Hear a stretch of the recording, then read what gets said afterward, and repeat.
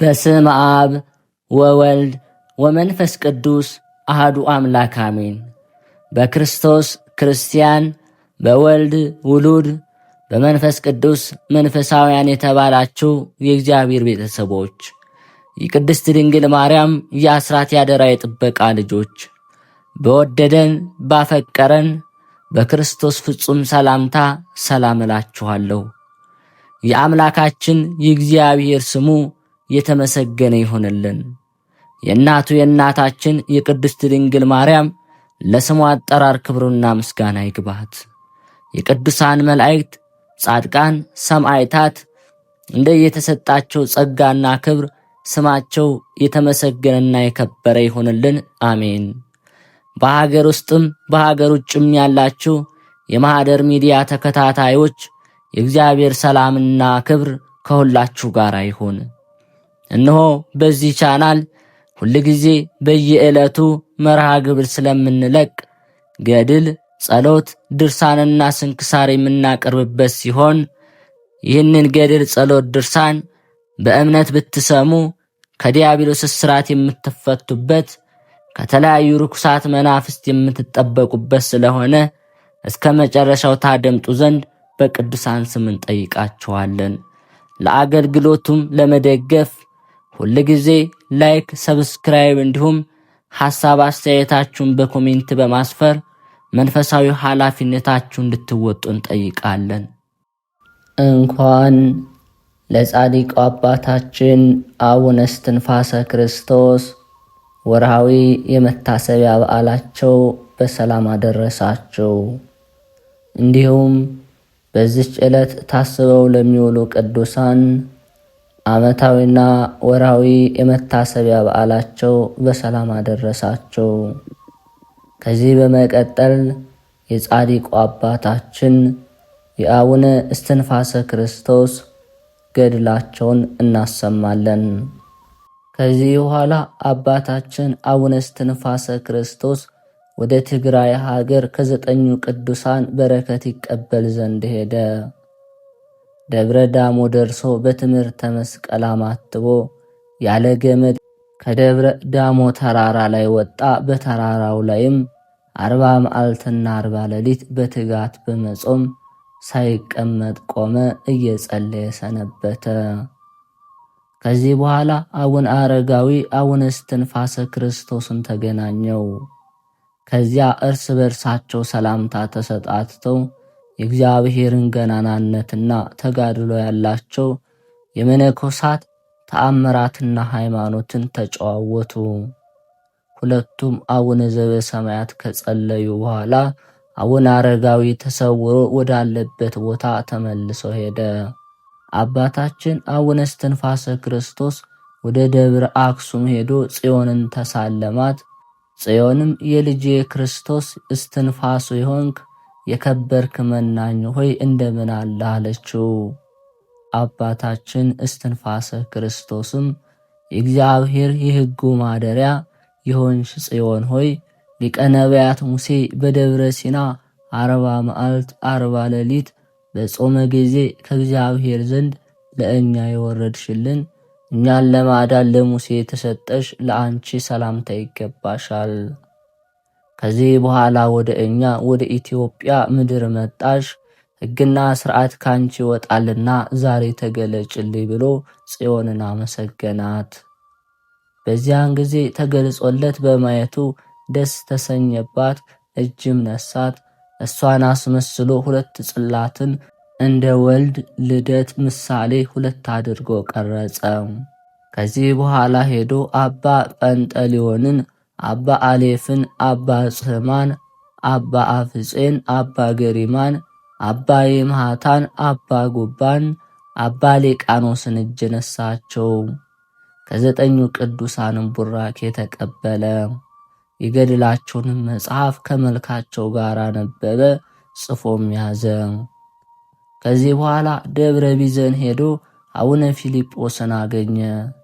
ከእሱም ቡራኬ ተቀብሎ ከዚህ በኋላ ወደ አቡነ አብየ እግዚእ ገዳም ሄዶ ከአብየ እግዚእ ጋር ተገናኝቶ መንፈሳዊ ነገር ተጨዋወቱ።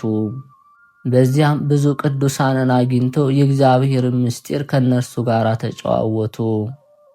ዳግመኛም ወደ ድንጋይ ዋሻ ገብቶ ያለ መብልና ያለ መጠጥ 40 መዓልትና 40 ሌሊት ቆየ። በብዙ መከራ ይፈትኑት ዘንድ አጋንንት ወደ እርሱ መጡ። መላእክት እያጸኑት 10,000 10,000 1,000 1,000 እየሰገደ ናላው በአፍንጫው እስኪፈስ ድረስ ከዚያ ቆየ። በክብር ላይ ክብር በጸጋ ላይ ጸጋ ተጨመረለት። ከዚያ ተነስቶ የትግራይን አድባራትና ገዳማትን ይጎበኝ ዘንድ ሄዶ በሰሜን በኩል ወዳለችው ምድር ወደ ያሬድ ደብር ደርሶ የገድሉን መጽሐፍ ከአንቀጸ ብርሃን ጋር አነበበ። እመቤታችን ቅድስት ድንግል ማርያምም ከያሬድና ከልጇ ከወዳጇ ጋር ወደ እርሱ መጣች። ብዙ ተአምራትንም አደረገችለት። ከእርሱም ተምሮ ተባርኮ ሄደ። ከሞላ ውሃም በደረሰ ጊዜ በመስቀል ምልክት ያማትባል። አማትቦ ከእግሩ እንደ ደረቅ እየረገጠ ይሻገራል። 5 አንበሶችና 5 ነብሮች ይከተሉታል።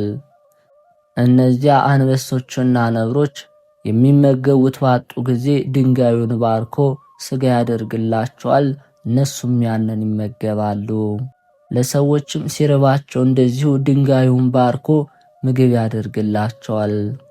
ህብስትንም ከሰማይ ዮናኤል የተባለው መልአክ በአባታችን ጸሎት ያወርድላቸዋል። ከዚህ በኋላ ወደ ዋልድባ ምድር ደርሶ በዚያ በዋሻው ውስጥ እየጾመ ለገዳሙ እያገለገለ 4 ዓመት ቆየ። ከ4 ዓመት በኋላ ከአቡነ ሳሙኤል ጋር ተገናኘ። አቡነ ሳሙኤልም የአንተ ክፍል ይሄ ነው ብሎ ቦታውን ነገረው። ከ4 ዓመት በኋላ አረጋውያንን መነኮሳትን ተሰናበታቸው። እነርሱም መርቀውት የኢትዮጵያን ገዳማት ተዘዋውሮ እየጎበኘ ገዚም ወደሚባል ሀገር ደረሰ። ይኸውም ጎጃም ነው። በዚያ እያስተማረ እያጠመቀ የታመሙትን እየፈወሰ የእውራንን ዓይን እያበራ ሙታንን እያስነሳ በዚያ ተቀመጠ። ተአምራትንም እያደረገ በጾምና በጸሎት የምትሃታቸውን እጽዋት የጥንቁልናቸውን ሥራ ሻረባቸው። እነርሱም ምትሃታቸውን ጥለው ንስሐ ገቡ። አባታችን አቡነ እስትንፋሰ ክርስቶስም ባህር ውስጥ ገብቶ 9 ዓመት ለኢትዮጵያ ጸለየ። ከ9 ዓመት በኋላ ጌታችን መድኃኒታችን ኢየሱስ ክርስቶስ ወደ እርሱ መጥቶ የመነኮሳት መጨረሻው ከመነኮሳት ሁሉ ብልጫ ያለ ወዳጄ እስትንፋሰ ክርስቶስ ሆይ ይህችን ሀገርና የኢትዮጵያን ሰዎች ምሬልሃለሁና ከዚህ ባህር ውጣ አለው። አቡነ እስትንፋሰ ክርስቶስም ከባህር ውስጥ ወጥቶ ተንበርክኮ ለጌታችን ለኢየሱስ ክርስቶስ ሰገደ። ጌታችን ኢየሱስ ክርስቶስም የማረፊያ ቦታ የምትሆን ምስራቅ ወደምትሆን ወደ ዳውንት ሂድ፣ ዳግመኛም ዝክርህን የዘከረ ስምህን የጠራ የገድልህን መጽሐፍ የጻፈ ያጻፈ ገድልህን ያነበበ የተረጎመ የሰማውንም ኃጢአታቸውንም ይቅር እላቸዋለሁ። ይህንንም ብሎ በክብር በምስጋና ወደ ሰማይ አረገ። ከዚህ በኋላ የአባታችን የአቡነ እስትንፋሰ ክርስቶስ ዝና በንጉሱና በጳጳሱ አባ ሲኖዳ ዘንድ ተሰማ። ከዚህ በኋላ ንጉሱና ጳጳሱ አባ ሲኖዳ አባ አልፋኤልም ከይባባ መጥተው ከእርሱ ተባርከው በረከቱን ተቀበሉ። ኤልሳ ከኤልያስ በረከት ተሆነው ዘንድ መጠምጠሚያው እንደተቀበለ እንደዚሁ ከአባታችን ቡራኬ ተቀበሉ። ንጉሱም የመንግስቴን ቦታ አመልክተኝ ብሎ ጠየቀው። አቡነ እስትንፋሰ ክርስቶስም በመስቀሉ አመልክቶ በሰሜን በኩል እንጨት አለ፣ ከዚያ ሄደህ ኑር፣ አንተና ልጆችህ ለዘላለም በዚያ ትኖራላችሁ። አቡነ እስትንፋሰ ክርስቶስ ይህን ተናግሮ ለንጉሱ ጸሎት ጸለየ። ጳጳሱም ለእስትንፋሰ ክርስቶስ ጸለየ። ንጉሱም ይሄድ ዘንድ ተነሳ። አባታችን እስትንፋሰ ክርስቶስም ከደቀ መዝሙሩ ልብሰ ክርስቶስ ጋር ሄደው ከአባይ ባህር ደረሱ። ባህሩም ወዲያና ወዲህ ተከፍሎ እንደ ግድግዳ ቀጥሎ ቆመላቸው። እነርሱም በደረቅ ተሻገሩ። በተሻገሩም ጊዜ ፀሐይ ልትገባ ደረሰች። አቡነ እስትንፋሰ ክርስቶስም እጅግ ጸልዮ አለቀሰ። በጌታችን በኢየሱስ ክርስቶስ ስም አውግዣ አለውና ለመስፍን ኢያሱ በገባዖን እንደቆምሽ አሁንም ቀጥ ብለሽ ቁሚ አላት። ፀሐይም ወደ ኋላ ተመልሳ እንደ አቡነ እስትንፋሰ ክርስቶስ ቃል ቆመች። አባታችን በብርሃን ሰረገላ በወጣ በ17 ዓመቱ ደብረ አስጋጅ ገባ። ፀሐይም እስትንፋሰ ክርስቶስ ሆይ እገባ ዘንድ ፍታኝ አለችው። እግዚአብሔር ይፍታሽ ባላት ጊዜ ገባች። አባታችንም ይህችን ለዘላለም ማረፊያዬ ናት መርጫታለሁና በእርሷ እኖራለሁ አለ። 6ቱ መነኮሳትም ከእርሱ ጋር ገቡ። እነርሱም የገዳመ ግሸን አቡነ መልክዓ ክርስቶስ፣ ሁለተኛ የጸበለ ጎል ገዳም አቡነ አካለ ክርስቶስ፣ ሦስተኛ ዘመለኮተ ሥላሴ፣ አራተኛ የደብረ ድህርት አባ ቴዎጎሎስ፣ አምስተኛ አባ ስነ ድንግል፣ ስድስተኛ የገዳመ ዘጋ አቡነ አካለ ክርስቶስ ናቸው። በዳውንት ሀገርም 17 ገዳማት በእስትንፋሰ ክርስቶስ እጅ በዚያ ወራት ቀኑ። ዕድሜው 33 ዘመን በሆነ ጊዜ ወደ ደብረ ድባ አበምኔት ወጥቶ ሚያዝያ 9 ቀን ምንኩስናን ተቀበለ። በዚያች ዕለት ቆብና አስኬማን፣ ቅናትና ቀሚስን፣ መታጠቂያ መስቀልን፣ በትርን፣ ጭራን፣ ስዕልን እነዚህንም ተቀበለ። እነዚህን ከተቀበለ በኋላ ቆሞ ሲጸልይ ዋለ። ያለ ሥጋ ወደሙ ምንም አልቀመሰም። የፍዩማን መነኮሳት አብነት የሚሆን አባታችን ጻድቁ እስትንፋሰ ክርስቶስም ያችን ገዳም ደብረ ቀርሜሎስ ደብረ ኤልድባ ብሎ ሰየማት።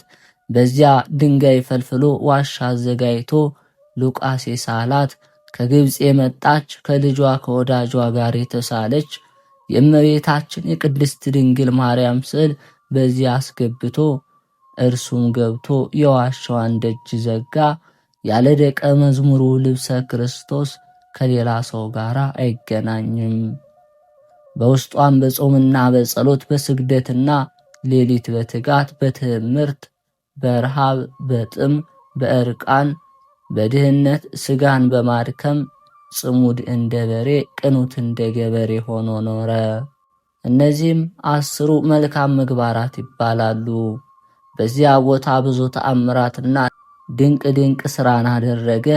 በአንዲት ቀን ጸሎት ጸልዮ 240 ሺህ ነፍሳትን በየሰዓቱ ከሲኦል ያወጣ ጀመር። ከዚህ በኋላ አንድ አምላክ በሚሆን በአብ በወልድ በመንፈስ ቅዱስ ስም ይህንን ጸሎት በእግዚአብሔር አጋዥነት እንጀምራለን ብሎ ይላል። ኃጢአትን የምታስተሰሪ ንስሐን የምትቀበል በደልን ይቅር የምትል ለኃጥአን ተስፋ የአብ የባሕሪ ልጁና የሕይወት ቃል የዓለምን ኃጢአት የምታስተሰሪ የካህናት አለቃ ጌታ ኢየሱስ ክርስቶስ ሆይ የኔ ኃጢአትና የወገኖቼን ኃጢአት ይቅርበል። ጸሎትና ልመና ወደ እግዚአብሔር ምልጃ ለነፍስና ለሥጋ የሚጠቅም ነው። በሕይወተ ሥጋ ያሉ ሰዎች ይህንን ጸሎት በሚጸልዩበት ጊዜ አባቶቻቸውን፣ እናቶቻቸውን፣ ዘመዶቻቸውን፣ ወዳጆቻቸውን በአንድ ጊዜ ከሲኦል ያወጡበታል። የእሾህ አክሊል ጎንጉኖ ያቀዳጁ የጌታችን መድኃኒታችን ኢየሱስ ክርስቶስ ራስ ሆይ ለአንቺ ሰላምታ ይገባሻል። ሥጋችን ለማንጻትና ነፍሳችን ለመቀደስ እስከ መመታት ደርሰሽ ንጹሕ ደምን አፈሰስሽ። እገሌና እገሌን ማርልኝ እያለ ስም ይጠራል።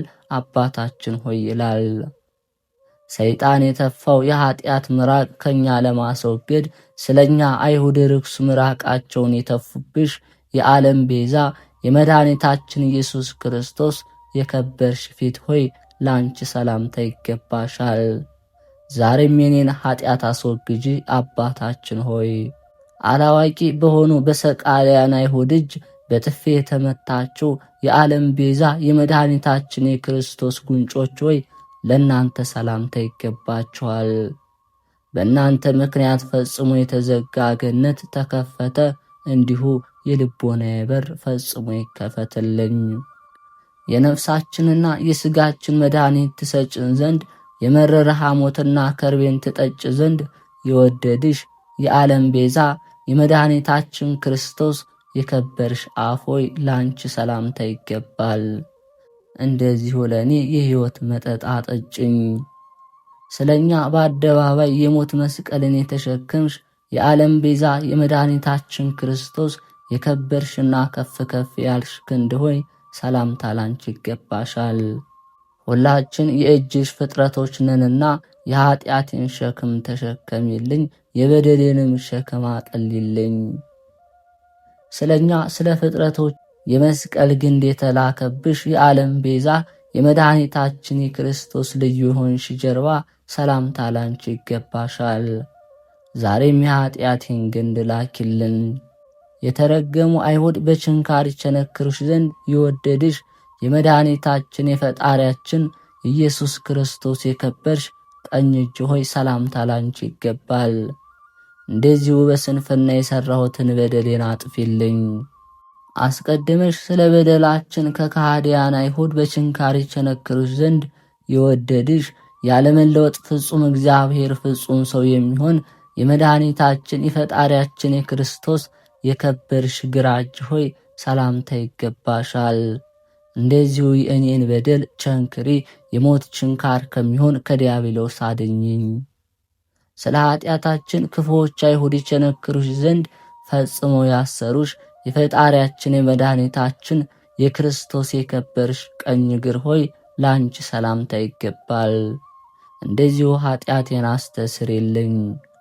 በእውነት የታመነ እውነተኛ ቅን ንጉሥ የሚሆን የዓለም ቤዛ የመድኃኒታችን የክርስቶስ የከበርሽ ግራ እግር ሆይ ሰላምታ ላንቺ ይገባሻል። ያለ በደል በቅዱስ መስቀል ላይ ተቸነከርሽ፣ እንዲሁ ኀጢአቴን ትቸነክሪልኝ ዘንድ የበደሌንም መጽሐፍ ደምስሽልኝ። ኀጢአታችን የምንታጠብበትና የምናስተስርበት ውሃና ደምን ከጎንሽ እስከምታፈሽ ድረስ በመስቀል ላይ ሳለሽ በጦር ጎንሽን የተወጋሽ የጌታችን ኢየሱስ ክርስቶስ ልዩና የከበርሽ ጎን ሆይ ሰላምታ ይገባሻል። መሐሪ ሆንክ አምላክ ሆይ፣ ይቅር ባይ አምላክ ሆይ፣ ቸር አምላክ ሆይ የኔን የበደለኛውን ኀጢአት ይቅርበል። ዓለም ሳይፈጠር አስቀድመህ የነበርክ ዛሬም ያለ ዓለምን አሳልፈህ የምትኖር የወልድ የመንፈስ ቅዱስ ልባቸው አብ ሆይ ላንተ ሰላምታ ይገባል። ዓለም ሳይፈጠር አስቀድመህ የነበርክ ዛሬም ያለ ዓለምን አሳልፈህ የምትኖር የአብ የመንፈስ ቅዱስ ቃላቸው ወልድ ሆይ ለአንተ ምስጋና ይገባል። ዓለም ሳይፈጠር አስቀድመህ የነበርክ ዛሬም ያለ ዓለምን አሳልፈህ የምትኖር የአብና የወልድ ሕይወታቸው እስትንፋስ መንፈስ ቅዱስ ሆይ ሰላምታ ላንተ ይገባል። አቤቱ ፈጣሪ ሥጋዬና ነፍሴን ባርክ። አቤቱ ፈጣሪ ሕይወቴንና ሞቴን ባርክ። አቤቱ ፈጣሪ ልመናዬን ባርክ፣ የእኔን የኃጥኡን። ጌታ ኢየሱስ ክርስቶስ ሆይ የሚያስጨንቅ ለአንተ ቀላል ነው፣ የራቀ ለአንተ ቅርብ ነው። ጌታ ኢየሱስ ክርስቶስ ሆይ ይቅርታህን ከኔ አታዘግይብኝ፣ አታርቅብኝ። የሚያደንቁን ከፍ ከፍ አድርጋቸው፣ ለአንተ ቀላል ነውና። ኀጢአቴን አስተሰርይልኝ፣ አንተ መከራ በደሌን ይቅር በለኝ። እግዚአብሔር ሆይ በሦስትነት ተማጸንኩ፣ በትክክል ሥልጣን ተማጸንኩ፣ በአንድነት ተማጸንኩ፣ በመለኮት ተማጸንኩ።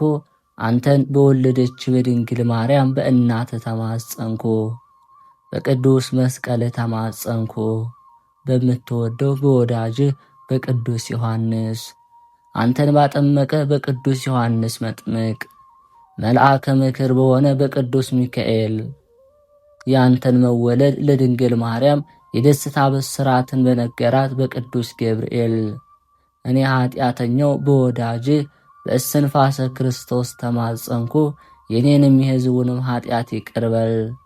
አባታችንም ይህንን ጸሎት ሲጸልይ ነፍሳት ከሲኦል በቀን 7 ጊዜ በሌሊት 7 ጊዜ ያወጣ ነበር። አቡነ ዘበሰማያትን ከሰላመ ገብርኤል ከዕቀበኒ ጋራ ሲጸልይ 24,000 ነፍሳት ከሲኦል ይወጣሉ። የዚህችን ጸሎት ክብር ፈጽሞ በሰማይም ቢሆን በምድርም ቢሆን አይገኝም። በአምላክ ልቦና በድንጋሌ ሥጋ በድንጋሌ ነፍስ በጸናች አምላክን በወለደች በድንግል ማርያም ልቦና በደጋጎቹ በጻድቃን በሰማዕታት ፍዩማን በሆኑ በመነኮሳት በደናግል ልቦና በተመረጡ በ99 ቅዱሳን መላእክት ልቦና በቅዱስ ሚካኤልና በቅዱስ ገብርኤል ልቦና ይገኛል እንጂ። እነርሱም ይችን ጸሎት በጸለዩ ጊዜ 240,000 ነፍሳትን ከሲኦል ያወጣሉ። እመቤታችን ድንግል ማርያምን በየዕለቱ 4999 ነፍሳትን ታወጣለች። ንስሐ የገባ ኃጢአተኛ እንኳን በጸለየባት ጊዜ 1,000 ነፍሳትን ያወጣል። ይህችን ጸሎት አታወጣም ብሎ የሚጠራጠር ቢኖር መንግሥተ ሰማያትን አያያትም። ወደ ቀደመ ነገራችን እንመለስና አባታችን አቡነ እስትንፋሰ ክርስቶስ ዓይኑን ቀና አድርጎ ፊቱን ወደ ምስራቅ መልሶ እጁን ዘርግቶ ያለ ረፍትና ያለ ማስታጎል ዘወትር ይጸልያል። ይህችን ጸሎት በሚጸልይበት ሰዓት ጌታችን ኢየሱስ ክርስቶስ በመስቀል ላይ ተሰቅሎ በግልጥ ያየዋል። እጁን ተቸንክሮ ፊቱን በጥፊ ተመቶ በጅራፍ ተገርፎ እየተሰደበ በገመድ ታስሮ በቀራንዮ መድኃኔ ዓለምን ባየው ጊዜ እጅግ ስቅስቅ ብሎ አልቅሶ በድንጋይ 40,000 ቀኙን ፊቱን 40,000 ግራ ፊቱን ይመታል። በዚያን ጊዜ ጌታችን ኢየሱስ ክርስቶስ ስለ ልመናውና ስለ ጸሎቱ፣ ስለ ጽኑ እንባው፣ ስለ ብዙ ትሩፋቱ ከሲኦል ነፍሳትን ያወጡ ዘንድ መላእክትን ያዛቸዋል። የጌታችን ኢየሱስ ክርስቶስን መከራ ሕማሙን የሚገልጡ እነዚህን ጸሎት መድኃኔ ዓለም አስቀድሞ ለሦስቱ ቅዱሳት ደናግል የገለጠላቸው ቤርዜዲ፣ ሜልቴዳ፣ ኤልሳቤጥ ይባላሉ። ጌታችን ለአባታችን በሚገለጥበት ሰዓት እነርሱም ደናግሎቹ ለአባታችን ለእስትንፋሰ ክርስቶስ ተገልጠው ይታዩ ነበር። ጌታችን ኢየሱስ ክርስቶስን 27 ጊዜ ፊቱን እጃቸውን ጠቅልለው በጥፊ እንደመቱት 127 ጊዜ እጃቸውን ጨብጠው አፉን እንደመቱት 30 ጊዜ አስረው በመሬት ላይ በመስቀል አስይዘው እስከ ቤታንያ እየጎተቱ 7 ጊዜ በእግራቸው ሆዱን 7 ጊዜ ወገቡን 347 ጊዜ ደረቱና ሆዱን ረገጡት፣ መቱት። 65 ጊዜ ክንዱን እንደመቱት 62 ጊዜ እግሩን እንደመቱት 37 ጊዜ ጭኑን መቱት። 80 ጊዜ በገመድ አስረው እየጎተቱ የራሱንም ጸጉር ይዘው እየጎተቱ ያንገላቱት ነበር። 305 ጊዜ ፂሙን እየጎተቱ ይነጩት ነበር። እያንዳንዱ ብቻ ነፍሱን ከሥጋ ለመለየት የሚያደርስ መከራ ነው። ካቆሰሉት ቁስል የተነሳ አጥንቶቹ እስኪታዩ ገረፉት። ታላላቅ የቆሰሉት የራሱ ቁስል ብቻ አይደሉም። እስትንፋሰ ክርስቶስ ይህንን አይቶ ይደነቅ፣ እጅግም ይጨነቅ፣ ፊቱንም በድንጋይ ጥፊ ይመታው ነበር። እንዲህ እያደረገ በየቀኑ የኢትዮጵያን ኃጢአት ያስተሰርያል። ከዚህ የተነሳ መድኃኔ ዓለም ኢትዮጵያን ምሬልሃለሁ ይለዋል። በየቀኑ የሚጸልየው ጸሎቱ 150 መዝሙረ ዳዊት፣ 15ቱ መኃልየ ነቢያት፣ 5ቱ የሰለሞን መኃልያት፣ የ7ቱን ዕለታት ውዳሴ ማርያም ከአንቀጸ ብርሃን የውድስዋንም ጭምር አርጋኖን ከውዳሴ አምላክ ጋራ የ200 ሊቃውንት ሃይማኖት አበውን ከስንክሳር ጋራ ያውም እግዚአብሔርን እያለቀሰ ከመለመን ጋራ እግዚአብሔር ነግሱን ከሰዓታት ጋራ የሌሊት ሰዓታቱን የመዓልት ሰዓታት አቡነ ዘበሰማያትን ከ42 ከ99 በላይ በአቆጣሩ ጊዜያትን ያደርስ ነበር። ይኸውም አቡነ ዘበሰማያት ማለት ነው። 4ቱ ወንጌላት የጻድቃንና የሰማዕታት መልክዓ ከጻድቃን ገድልና ከመነኮሳት ገድል ጋር 15ቱን ተአምረ ማርያም ያደርሳል። 365ቱን ተአምረ ኢየሱስ ያደርሳል። የጊዮርጊስን ገድል፣ የሰኔ ጎለጎታን፣ ልፋፈ ጽድቅን፣ ዕቀበኒ ክርስቶስን፣ 7ቱን ኪዳናት፣ መጽሐፈ ባርቶስን፣ ገድለ ኪሮስን፣ ገድለ ኤዎስጣቴዎስን፣ ገድለ ገብረ መንፈስ ቅዱስን፣ ገድለ ተስዓቱ ቅዱሳንን፣ ሰይፈ ሥላሴ፣ ሰይፈ መለኮት፣ ገድለ ጴጥሮስ፣ ተፍጻሜተ ሰማዕታትን ያደርሳል። ይህን እየጸለየ የታመሙትን በዚህ ይፈውስ ነበር። በጸሎቱም ጸበል እያፈለቀ እያጠመቀ ይፈውስ ነበር።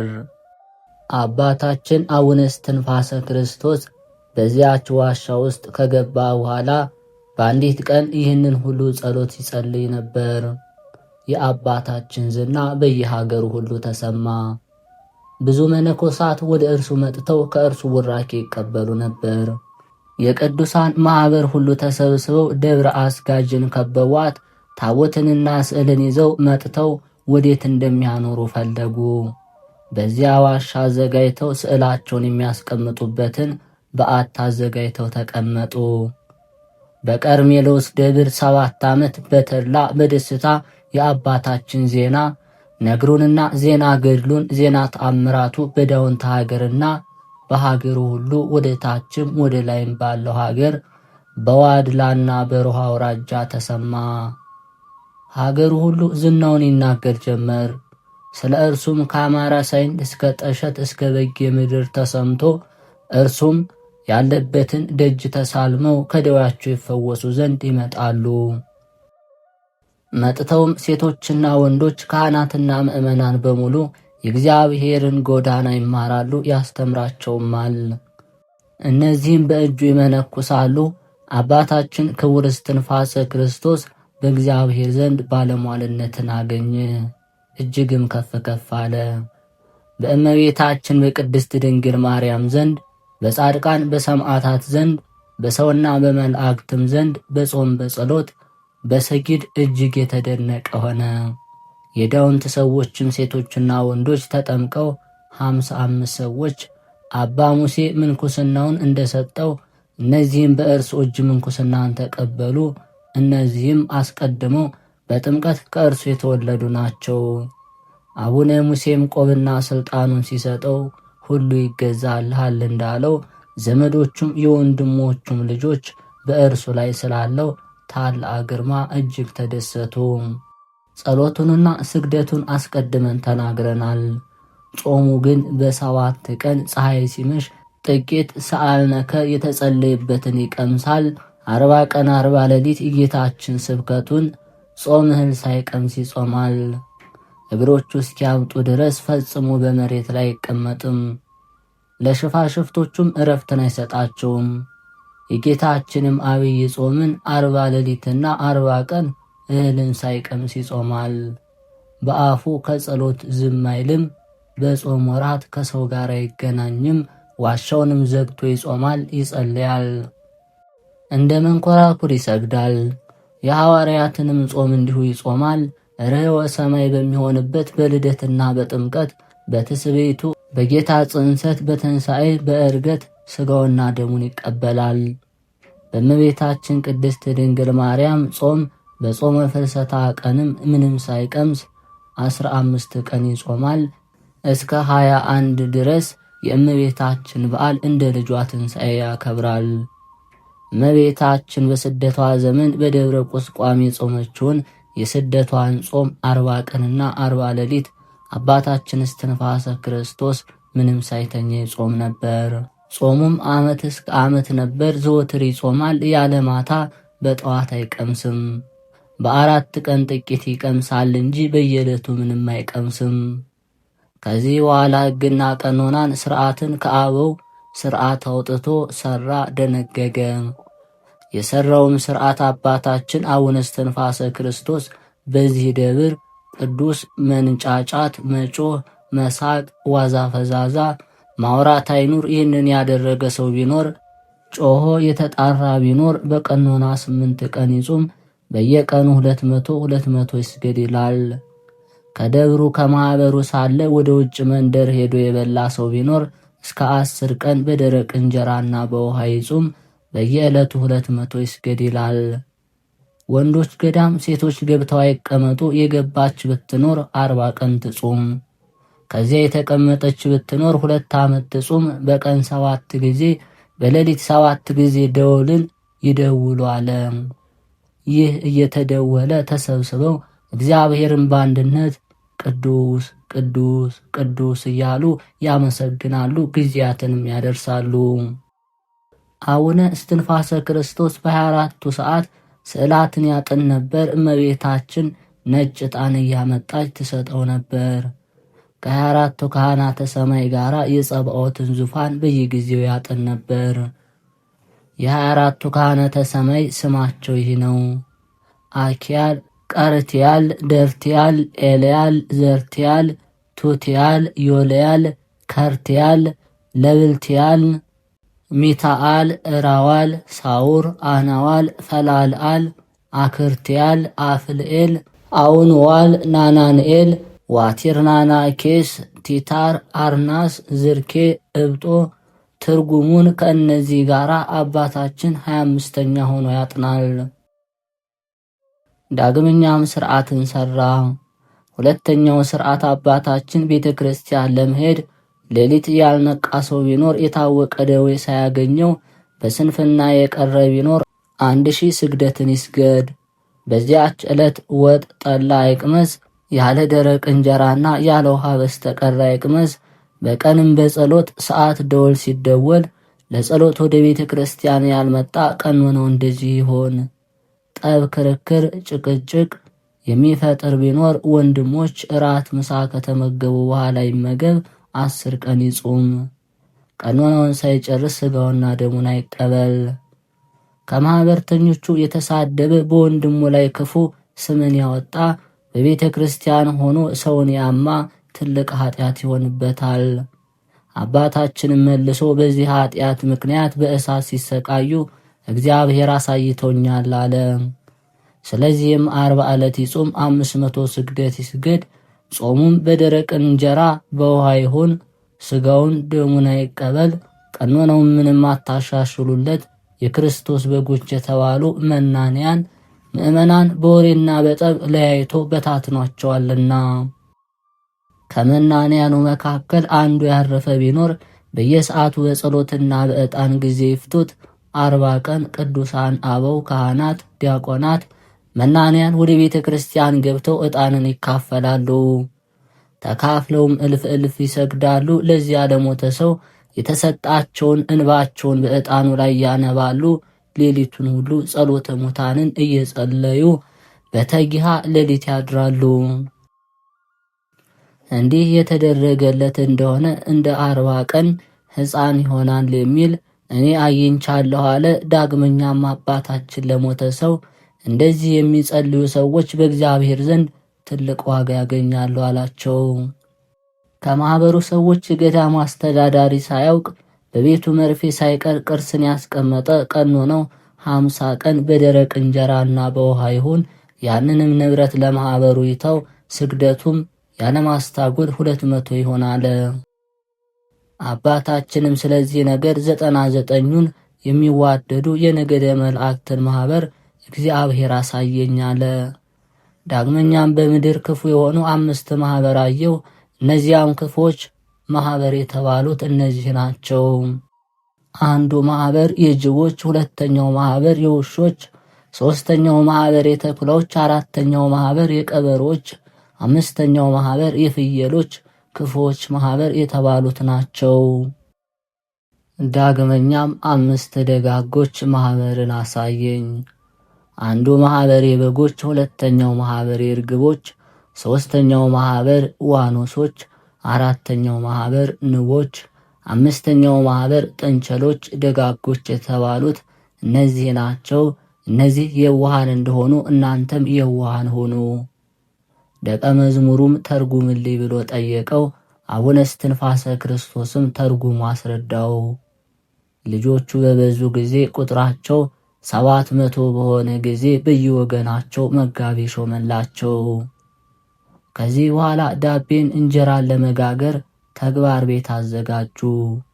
የሚጋገር ዳቦ እንጀራን በአንድ ምጣድ ጋግሮ ለ700 ማኅበርተኞች ይበቃቸው ነበር። በእራት ጊዜ ማዕድን የሚያቀርቡ 7 ናቸው። የወፍጮ ሥራን የሚሰሩ፣ የአትክልትን ፍሬያት የሚለቅሙ፣ እንጨትን የሚለቅሙ አሉ። ተግባረ ዕድ ጥበብን የሚችሉ አሉ። መጽሐፍ መደጎስን መጽሐፍን የሚችሉ አሉ። በጾምና በጸሎት ተወስነው በመቆም የሚኖሩ አሉ። የማኅበሩ አለቃ ሁሉንም በየሥራቸው ያሰማራቸዋል። አንዲት እራታቸውን የሚበሉባት ገበታ ነበረች። በማዕድም ጊዜ አባታችን ማኅበሩን እህል ሳይቀምሱ አስቀድሞ ጸሎት ይጸልዩ ዘንድ ያዛቸዋል።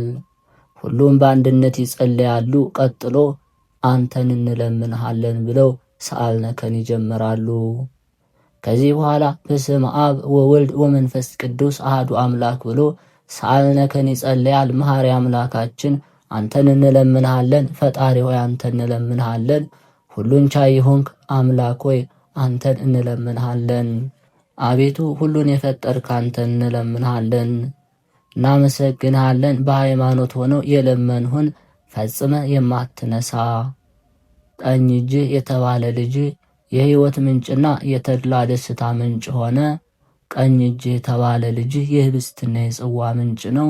ቀኝ እጅህ የተባለ ልጅ የበረከትና የረድኤት ምንጭ ነው። ቀኝ እጅህ የተባለ ልጅ የይቅርታና የምህረት ምንጭ ነው። የርኅራኄና የትዕግስት ምንጭ ነው። የሥርዓትና የሕግ ምንጭ ነው። የምግባርና የሃይማኖት ምንጭ ነው። የጾምና የጸሎት ምንጭ ነው።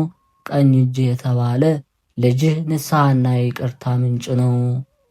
አቤቱ ፈጣሪያችን ክርስቶስ ሆይ በሰማያውያን መላእክት በምድራውያን ጻድቃን በሰማዕታት በረከት ባርከን።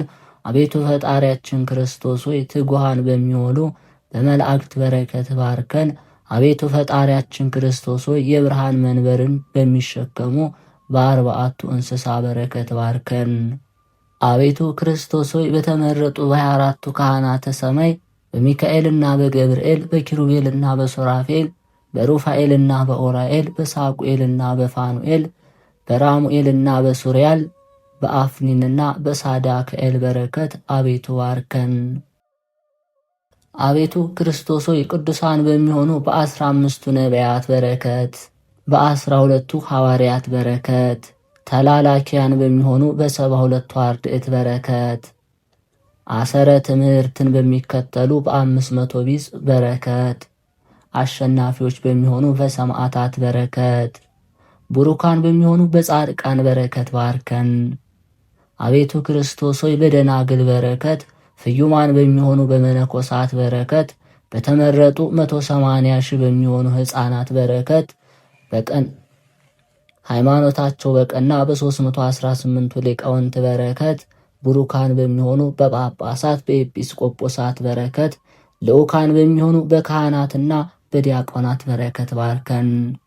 አቤቱ ክርስቶስ ሆይ በሁለቱ ሰንበታት በረከት በቅድስት ቤተ ክርስቲያን በረከት የቅድስት ቤተ ክርስቲያን መምህራን በሚሆኑ በአራቱ ወንጌላውያን በረከት በሁለት ወገን ድንግል በምትሆን በእመቤታችን ቅድስት ድንግል ማርያም በረከት ባርከን። አቤቱ ክርስቶስ ሆይ ጸጋን የምትሰጥ ብርሃንን የምትገልጥ ቡሩካን በሚሆኑ ከጻድቃን ጋር ታቆመን ዘንድ እውነተኛ ልዩ ክቡር የሕያው እግዚአብሔር የባሕሪ ልጁና በሥጋ የማርያም ልጅ ተብለ የምትጠራ አንተ የጸናች ሥልጣንህን ከፍ ከፍ ያለች ኃይልህንም በዚህ ህብስት ላይና በዚህ ጽዋ ላይ አሳድር። ዘወትር ምስጋናህን እንዳያስረሳን የተራብንና የተጠማን እኛ ባሮች ወንዶችና ሴቶች እንበላ እንጠጣ ዘንድ ዛሬም ዘወትርም ለዘላለሙ በእውነት ይደረግልን። አቤቱ ይህን ህብስትና ይህን ጽዋ የዝሙት ሐሳብ የሚያርቅ እንቅልፍን የማያበዛ ጸሎት እንዳይጎድል የሚያደርግ ነውና፣ አቤቱ ይህ ህብስት ይህ ጽዋ ቂምና በቀልን የሚያርቅ ክፋትና ጠብን የማያመጣ አድርግ። አቤቱ ይህን ህብስትና ጽዋ ድህነትን የሚያመጣ መታወክን የሚያስረሳ አድርገው። አቤቱ ይህንን ህብስትና ጽዋ ቁጣን የሚያርቅ ትዕግስትን የሚያቀርብ አድርገው። አቤቱ ይህንን ህብስትና ጽዋ ለአፍ የማይመር ለጉሮሮ የማያንቅ ሆድን የማያም ድህነትን የሚሰጥ በሽታን የሚያድን አድርገው። አቤቱ ይህን ህብስትና ይህን ጽዋ ያዘኑትን የሚያስደስት የተከዙትን የሚያረጋጋ አድርገው። አቤቱ ይህንን ህብስትና ጽዋ የተዋረደ ሥጋችን የሚያሻሽል ርኩሳን መናፍስትን የሚያጠፋ አድርገው። አቤቱ ይህን ህብስትና ይህን ጽዋ የልብ ስስትን የሚያርቅ የሐሳብ ኖርን የሚያጠፋ አድርገው። አቤቱ ይህን ህብስትና ይህን ጽዋ የታመመውን የሚፈውስ የደከመውን የሚያጸና አድርገው። እርግማንን የሚያርቅ ሰላምን የሚያመጣ አድርገው። አቤቱ ይህንን ህብስትና ይህንን ጽዋ በቀንና በሌሊት በየሰዓቱም ሁሉ ክፉን የማያሳስብ በጸሎት ጊዜ ሰነፍን የሚያተጋ አድርገው።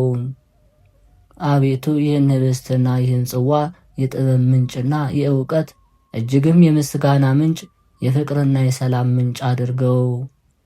አቤቱ ይህን ህብስትና ይህን ጽዋ ነፍሳችንና ስጋችን የሚጠላውን ጠላት ዲያብሎስን በአንተ ፊት ተከራክሮ ድል የሚያደርግልን ያድርገው። አንተ መጀመሪያውና መጨረሻው አልፋና ኦሜጋ አንተ ነህና። አቤቱ ይህን ህብስትና ጽዋ ኃጢአትን ሁሉ ማስተሰሪያ አድርገው። በውስጡ ስራይና መርዝ ቢጨመር መተቱን ሻረው አጥፋው። ስሜ መሐሪ ይቅር ባይ ነው ስላልክ ስለ ስምህ ብለህ እውነተኛ የጽድቅ መብልና እውነተኛ የጽድቅ መጠጥ ይሆንልን ዘንድ ፈጣሪያችን ክርስቶስ ሆይ ይህንን ህብስትና ይህንን ጽዋ ባርከ ስጠን፣ ቀድሰ ስጠን። ይህንን ህብስትና ጽዋ አንጽተ ስጠን፣ ልዩ መዓዛ አድርገው። ይህንን ህብስትና ጽዋ ያማረ አድርገው። የእግዚአብሔርን ስም የጠራ ሁሉ ይድናል። አሜን። ይህን ጸሎት በማዕዱ ላይ ከ12ቱ አቡነ ዘበሰማያት ከ700 እግዚኦ መሐረነ ክርስቶስና ኪርያላይሶ ጋራ በማኅበር ይጸለያሉ። 800 ስግደትም ይሰግዳሉ። ከዚህ በኋላ በአንድነት ተቀምጠው የሚገባቸውን ምግብ ተቀብለው በየዕለቱ ይቀምሳሉ። ማዕድን ከፈጸሙ በኋላ ደቀ መዛሙርቱ መጽሐፍትን ያነባሉ። አባታችን አቡነ እስትንፋሰ ክርስቶስ መጽሐፍትን ይተረጉምላቸዋል። ትሕትናና ፍቅርን፣ የቀናች ሃይማኖትን፣ ንጽሕናና ትዕግስትን ይጠብቁ ዘንድ በጾም በጸሎት በሰጊድ በትምህርት ይጸኑ ዘንድ የአባቶቻችን ማኅበር ሥርዓት የሚመስል ሥርዓትን ሠራ። ቀድሞ አባታችን እንጦስ፣ አባታችን መቃርስ፣ አባታችን ሙሴ በአባታችን ጳቁሚስ እንደሰሩት ሥርዓት አባታችን አቡነ እስትንፋሰ ክርስቶስም ሥርዓትን ሠራ፣ ደነገገ። ከጻድቁ አባታችን አቡነ እስትንፋሰ ክርስቶስ በገዳሙ ማኅበር ካሉት መናንያን በኀጢአት የተዳደፈ ከኀጢአቱ ንጹሕ ያልሆነ አልነበረም።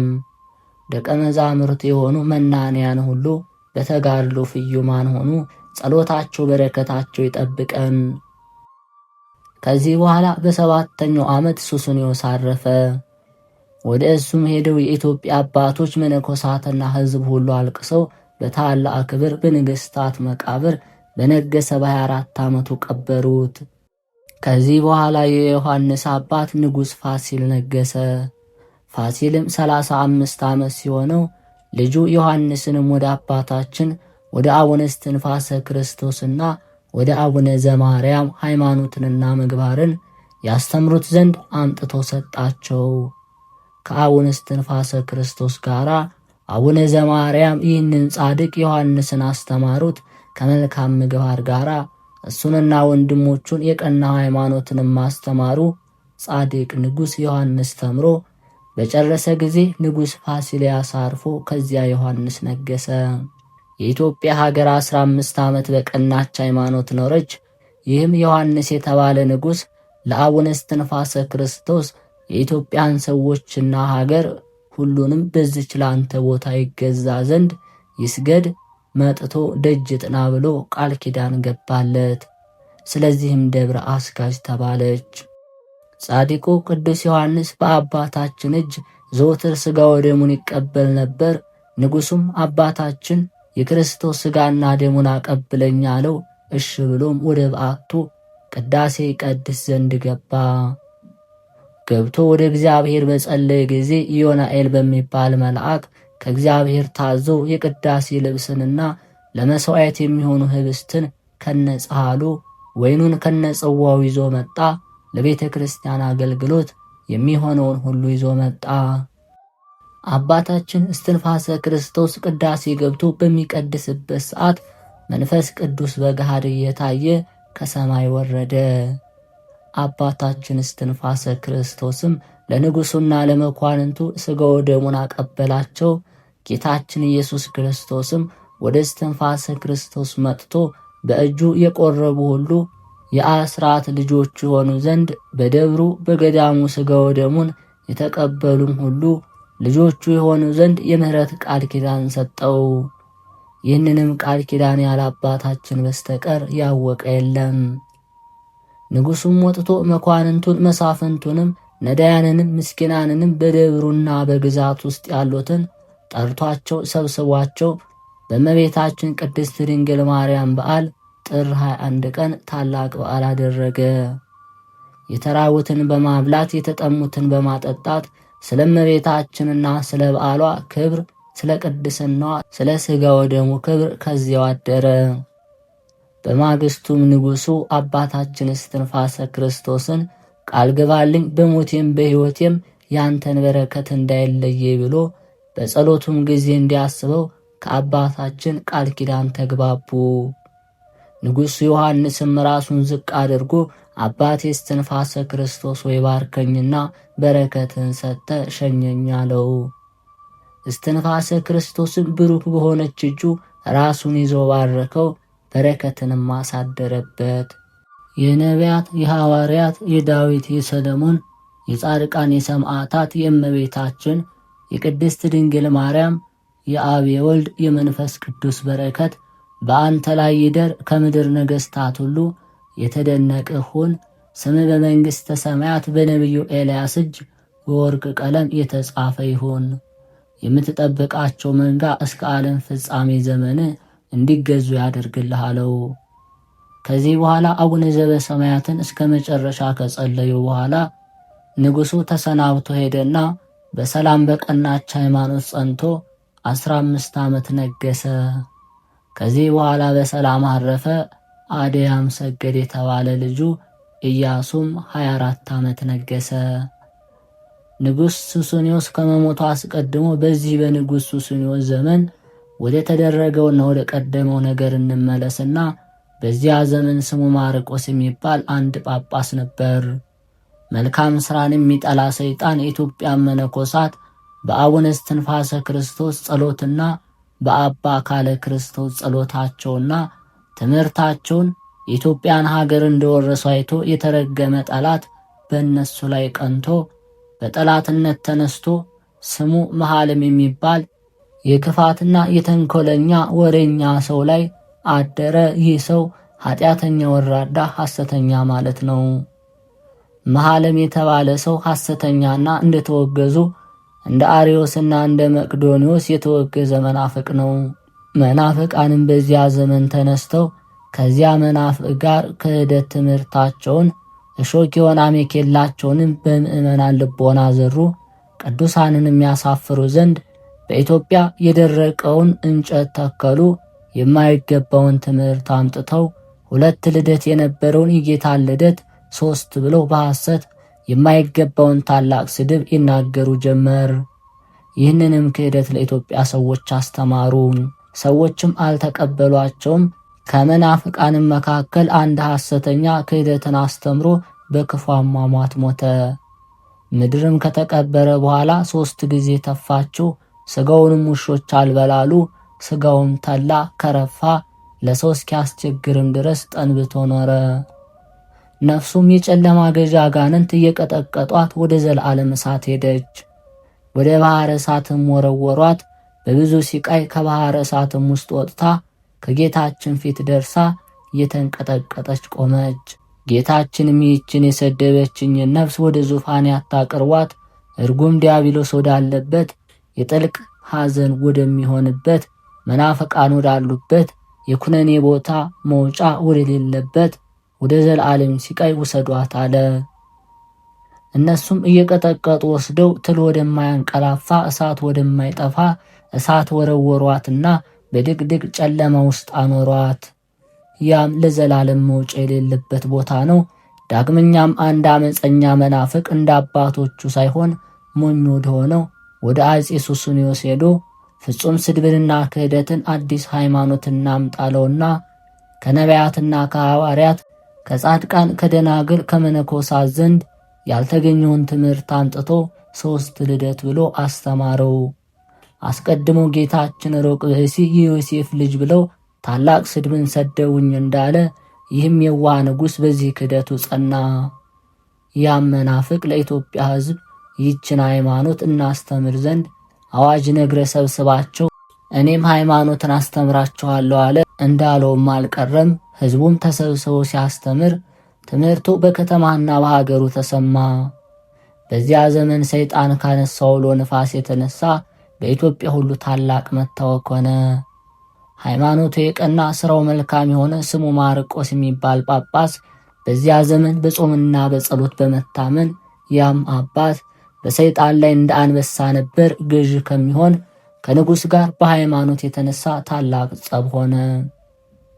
የኢትዮጵያ መምህራንና መነኮሳት፣ ካህናት፣ ምዕመናን ሐዋርያትን የሚከተል የሐዋርያት ወንድም የሆነ ማርቆስን ተከትለው ወደ ንጉሥ ገብተው ንጉሡን ከሐዋርያት ዘንድ ያልተገኘውን ከመጽሐፍታችን ያልተገኘውን ጌታችን ኢየሱስ ክርስቶስ የማይወደውን ይህን ክደት ተዋሉት። እምቢ ካልክ ሰው ጋር ደሙን አናቀብልም እንጣልሃለን አሉት። ያም አላዊ መጥቶ ሲከራከሩት መልስ አጣ። ከአቡነ ማርቆስ ጋር ያሉት 200 መምህራን አባቶች በማይፈታ ግዝት ገዝተው ለዩት። ከጻድቁ ከአባታችን ከአቡነ እስትንፋሰ ክርስቶስ በረከት ረድኤት ያሳትፈን ይጠብቀን በእውነት። የተከበራችሁ የልዑል እግዚአብሔር ቤተሰቦች ይህንን መንፈሳዊ ቻናል በእናንተ ጥረትና ድጋፍ እዚህ ደርሰናል። ሁለተኛ መንፈሳዊ ትምህርቶችን የምንማማርበት፣ የተለያዩ ቅዱሳንን የምንዘክርበት፣ ታሪካቸውን ቃል ኪዳናቸውን የምንማማርበት ሁለተኛ ቻናል ከፍተናልና ፍኖተ ቅዱሳን ይላል። ገና 16 ሰብስክራይበር ነው ያለው። እዚህ ኮሜንት ላይ በጀመሪያው ላይ አስቀምጥላችኋለሁ ሊንኩን። እየገባችሁ ሰብስክራይብ በማድረግ መንፈሳዊ ድጋፋችሁ አይለየን ስል በእግዚአብሔር ስም ሁላችሁንም እጠይቃችኋለሁ።